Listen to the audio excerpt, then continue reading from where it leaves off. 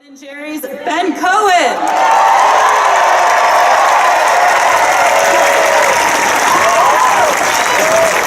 Hello, everybody.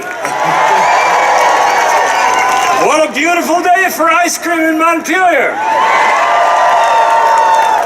You know, before Bernie, Jerry and I used to be the most famous guys from Vermont. So now we are happy and proud to pass that distinction on to Bernie. I mean, ice cream is good, but a president of the United States who truly believes in justice in all its flavors? That's euphoric!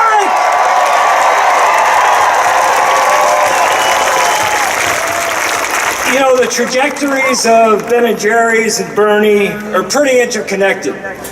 So I'd just like to talk a little about the old days and then bring us up to date. In 1978, when Ben & Jerry's first started, I was living in Burlington under the rule of the long-term Democratic machine mayor, Gordy Paquette, and his old cronies on the city council. I remember going to that city council for permission to show free outdoor movies in front of our ice cream shop and being told, no, never, not in this city. And I remember as a struggling ice cream man in that old gas station feeling overcome with joy at the victory party in the basement of Memorial Auditorium when Bernie was elected mayor. Free outdoor movies in Burlington continue to this day.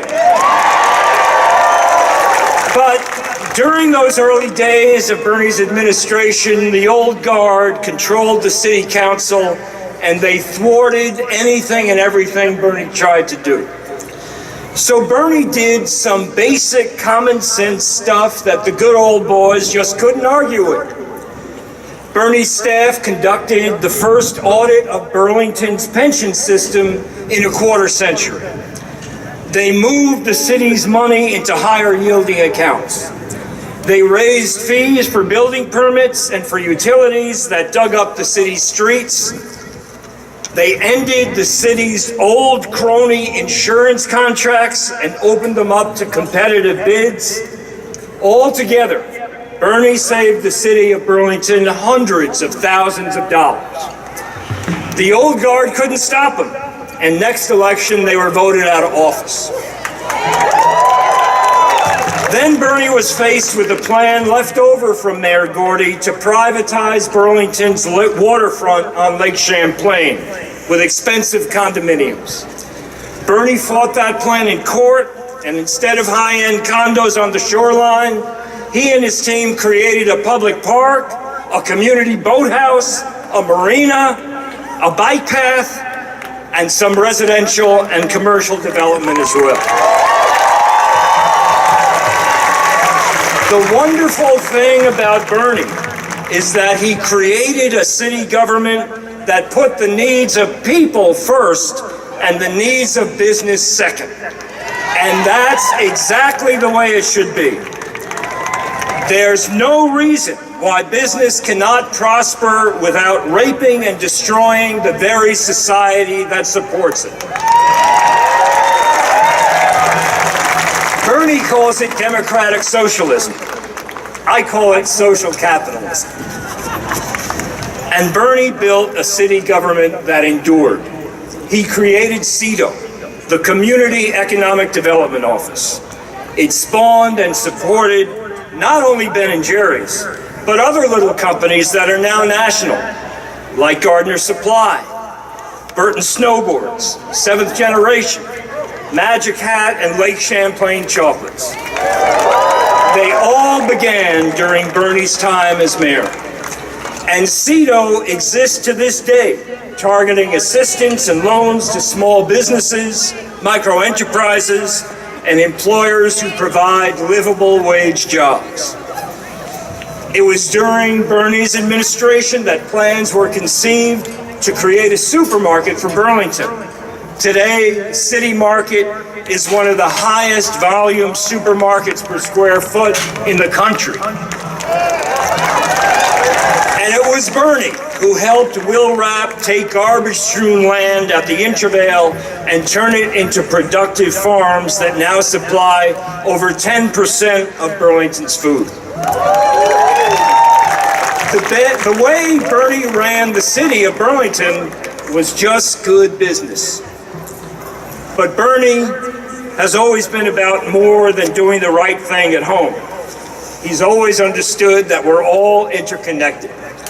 That if you care about people, it doesn't matter what country they were born in. He's not a politician who sticks his finger in the wind and says whatever he thinks voters want him to say. He is a leader who sticks to his principles and does what he truly believes.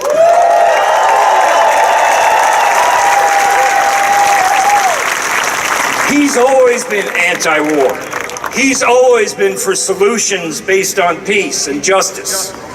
Of all the candidates running for president, it's Bernie Sanders who has been most consistently opposed to killing people in other lands in our names and with our money. He has steadfastly resisted U.S. intervention in the internal affairs of other countries. He voted against every bloated defense budget since he got to Washington. He voted against going to war in Iraq. He opposes U.S. intervention in Venezuela and Iran. And it was Bernie who brought Republicans and Democrats together to pass a resolution to prevent the U.S. from participating in the Saudi-led war in Yemen. We who have seen him in action know that Bernie lives and breathes peace, justice, and common sense. He has dedicated his life to it, and he has done it successfully in the face of opposition from entrenched interests. It's not often. This is the first time it's the second time in my life that we have the opportunity to elect a president that truly represents our values. A man who has proven himself and has withstood the rigors and spears and arrows of 40 years in public office and has never wavered. He is tried and true. We in Vermont know Bernie and can vouch for him like nobody else can. We have this opportunity, but only if we work to make it happen. So how do we do it? Well, the first thing that we can do right here, right now, today, is on your way out. You go over to that blue tent over there. It's a beautiful blue tent. It's all the way over there. And what they got there is some Bernie bumper stickers. You take one and you stick it on your car. If you got two cars, you take two. If you got some friends that want to stick it on their cars, you take some for them too. And if anybody in that tent says you can't take that many, you tell them that I said so. Because in Bernie's campaign, I am the king of bumper stickers. And the reason that I'm the king of bumper stickers is that I believe in bumper stickers just about as much as I believe in Bernie. When you put a bumper sticker on your car, it means something. It's worth more than buying TV ads because it's your personal endorsement, and that can't be bought. There might not be that many of us in Vermont, but 2/3 of us voted for Bernie. And there's a lot of tourists going to be coming through here this summer. If every other car those tourists see has a Bernie bumper stick on it, that's going to be big. That's going to be a lot. And that's going to send a message that the people of Vermont know this guy and they support him. And they're out front with their support. Don't forget the blue tent. As many bumper stickers as you want, I said. Finally, we've got a presidential candidate worth working for. Let's pull out all the stops. Let's elect Bernie Sanders, President of the United States of America.